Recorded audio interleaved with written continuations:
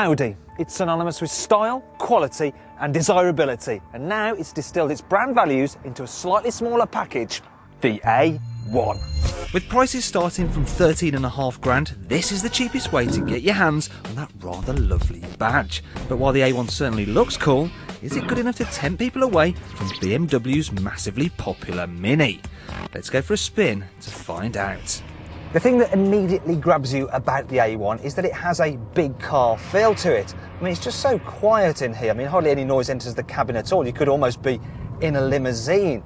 Also, all the controls are nice and positive. The engine, the 1.4 turbo in this car, it's really punchy. And overall, you get this feeling of solidity and security. Now, some people might find the ride a bit on the firm side, and yes, it is a bit hard.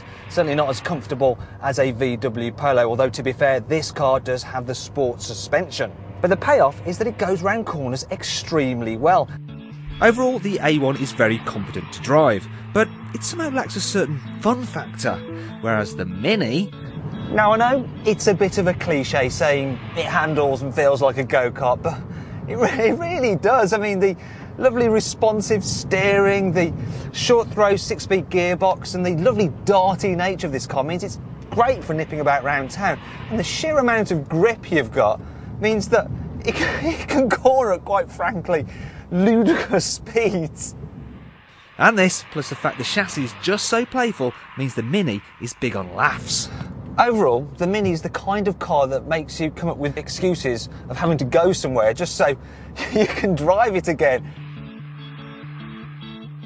So then, what's my verdict? Well, you probably guessed already that I find the Mini more engaging to drive. But that doesn't mean this review is over yet, because while I'd rather drive the Mini, I'd rather own an Audi A1. And if you follow me, I'll show you why. No small car feels this upmarket inside. I mean, the A1 is just well ahead of any of its competitors. I mean, the quality of the materials is just astounding and everything. It's got a lovely feel to it. You even get a pop-up screen on every car across the entire range. I mean, by comparison, the Mini feels a little bit tacky. That said, A1 owners will be able to personalise their cars with colour-coded air vents around. But even then, there is just something more mature about this car.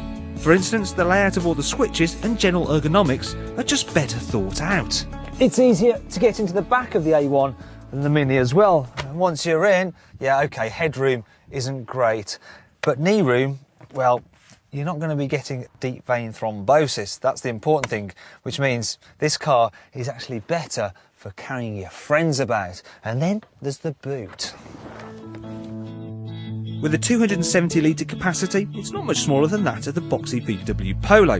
There's also a false boot floor to hide your valuables, and unlike with its British rival, when you fold the rear seats down, you get a totally flat road bay. But really, the clincher for me is that, unlike the commonest ketchup Mini, you won't see an A1 on every street corner.